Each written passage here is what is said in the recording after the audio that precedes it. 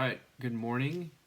This is Mitch, and I got a request to ask that you wanted to know the tutorial for the voodoo card trick. And the voodoo card trick is a really cool effect that I think warrants itself as a standalone effect. But there is a bit of a prep to it, and there is a bit of handling that you need to know in order for the success of this trick to work. So the full credit of this trick goes to Guy Hollingsworth and Paul Harris from the True Astonishment set. And with that being said, this is how you do it. So for this, you need to prepare a card. And I've actually prepared 3 cards here, and I have 1 in the deck. So the preparation of this is actually very interesting. You'll see a heart on these cards right here, on these random cards, and you'll see a torn corner right here on this side. So for this, these cards can be any value. I just use face cards because face cards are the most common. And then these symbols right here can be any symbol you want. I just put hearts because heart's easy to remember, and you have to remember where you put it. So on the 10, I put it here on the very top of that club portion. For the 5, I put it just below that first index pip, and then the 7, I put it kind of in the middle right there. So you just have to remember where you put these little symbols. Likewise, I've taken about 3 of them, and I've just ripped the index off of the corner. And I want you to make note that the index rip, if it's facing me, is on the bottom right. The bottom right is torn off. So the bottom right is torn off right here. That means the whole entire index is off.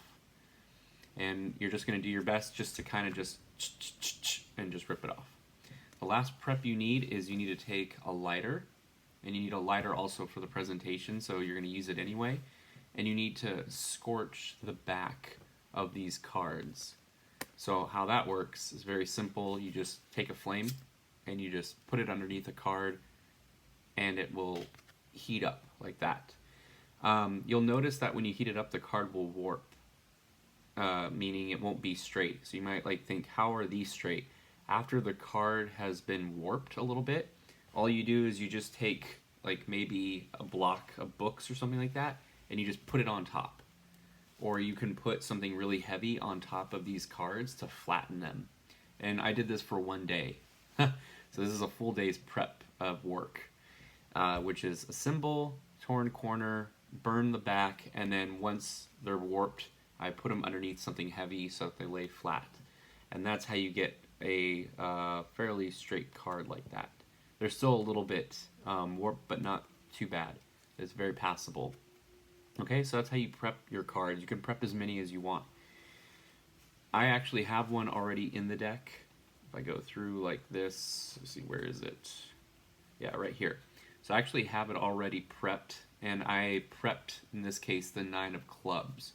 You'll see right next to it that I have a duplicate card of the 9 of clubs. It's normal, and there's a reason for that that I'll show in a second. That actually acts as a camouflage before you pull out the card. So I'll kind of go over that in a second in the handling.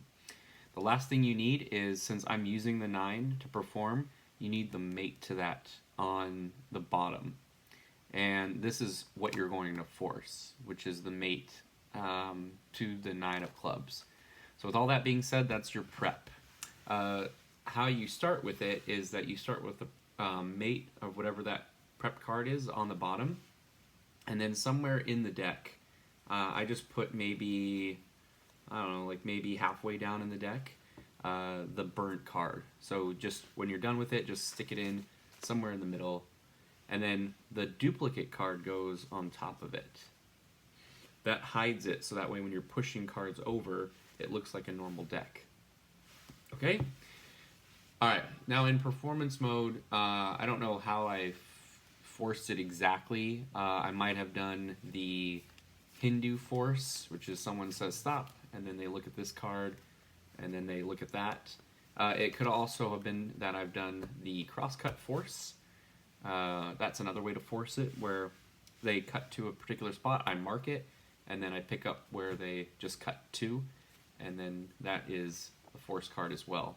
The only downside of this is you can see what just happened. I cut right to my prepped cards, so you may want to avoid that.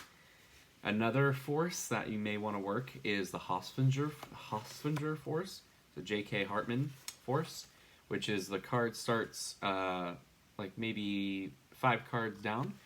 And if you don't know this force, this is really good. You just run off 4 cards, and then on the 5th card, you run that underneath your thumb, and then you just feed it underneath the deck like you're culling, and someone just touches a card. Whenever they touch one, let's say they touch this one right here, you have this situation, which is the card is underneath.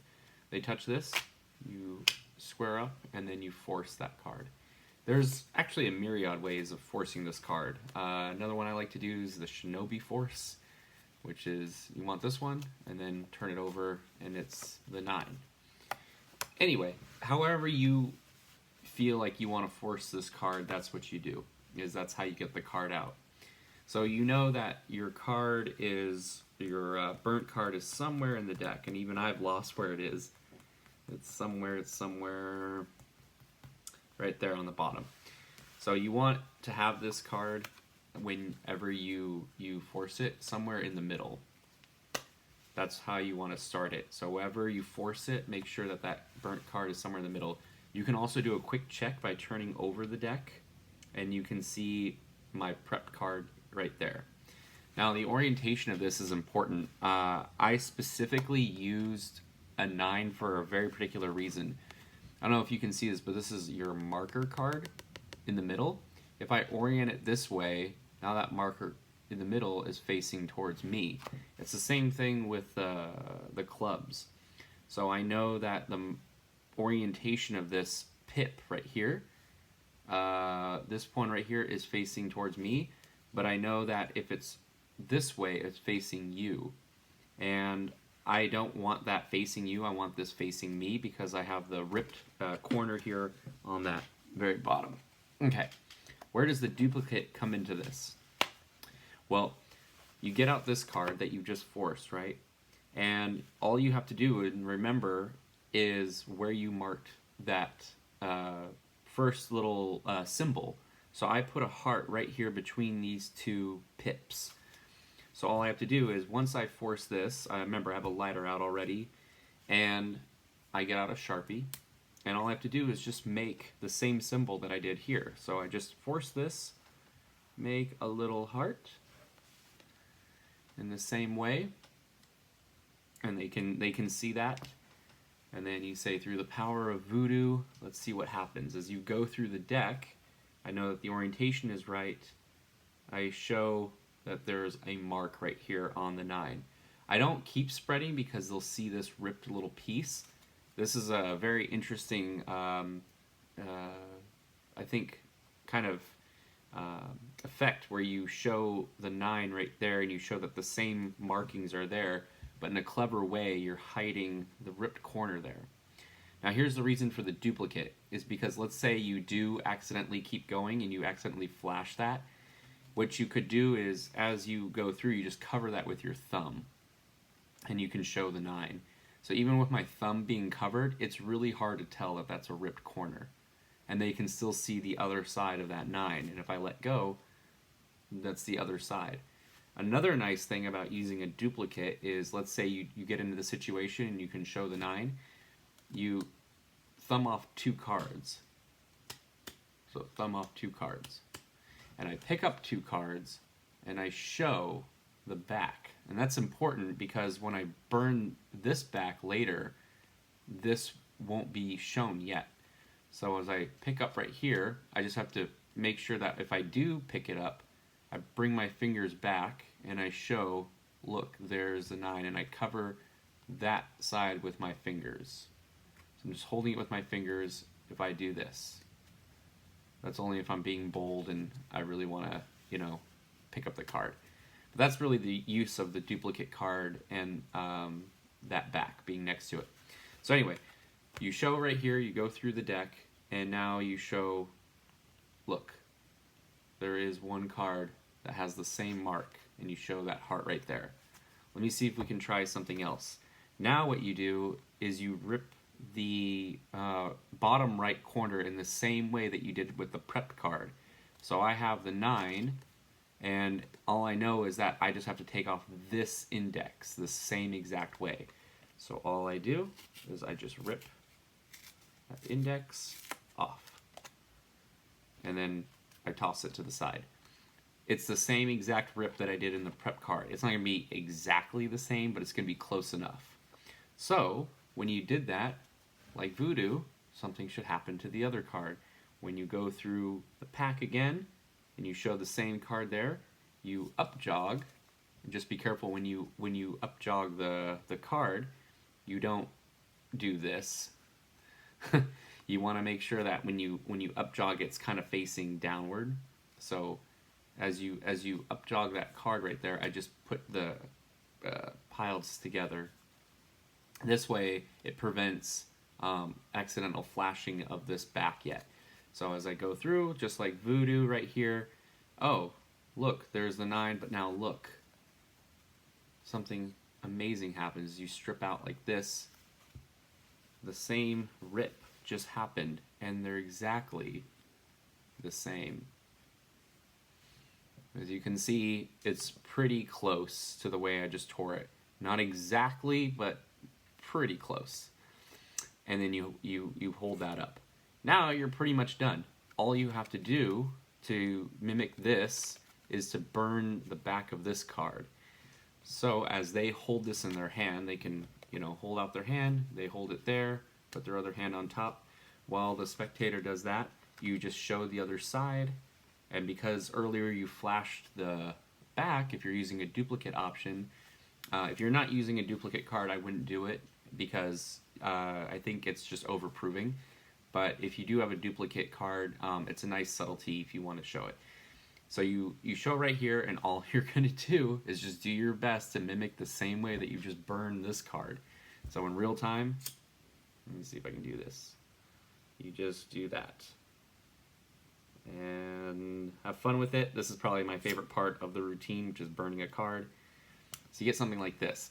I want to stop here before I turn it over because when you do your prepped cards, I want you to see that, look, it does kind of warp up like this, which is why when you're doing your prep session right here and you do burn these, I don't know if you can see from the camera, but these are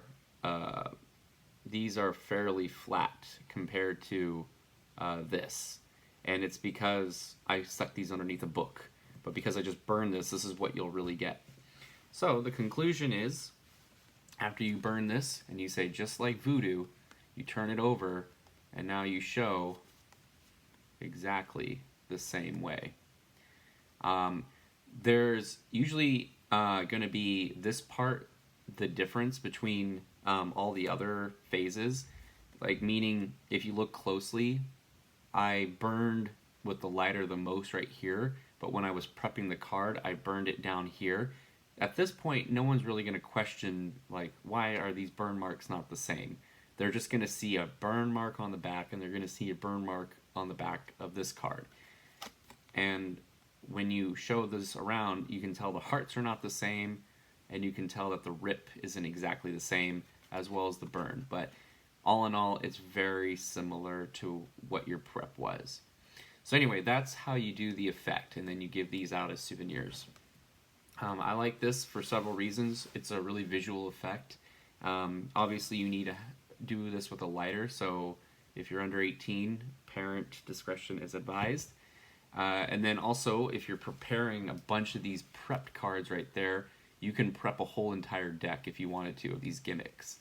And then that way, it's like a really fast reset if you're ready to do this over and over and over again. The effect is really good. I think it gets creative, especially like with the symbols. You can put any symbol you want. You can put, your initial if you want to. You can put maybe a different symbol like a square or a star instead of a heart. And like I said, I recommend prepping a deck of these with only face cards. If you prep it with, let's say, let's see if I have one right here. You prep it with if you prep it with a picture card it really is hard to tell what it is except maybe around the borders. So that's why I like to use face cards. It's because they just kind of have these open white indexes on the borders or around the card instead. I think that covers everything. If you have any questions on maybe handling or maybe how to exactly go about the routine and present it, maybe we can jam a little bit later. But that's the essence of the trick. And like I said, full credit goes to Guy Hollingworth and Paul Harris in the True Astonishments box set for this effect. Sharpie is something we always carry on you. Lighter is the only thing you have to carry on you. And if you're a card worker, you'll always carry a deck of cards. Just remember to put that somewhere in the middle of the deck, force that card, mark it the same way, rip it the same way, and then do your best to light it the same way, and you have an amazing effect. Okay? Well, I hope you have a good day, and let me know what you think.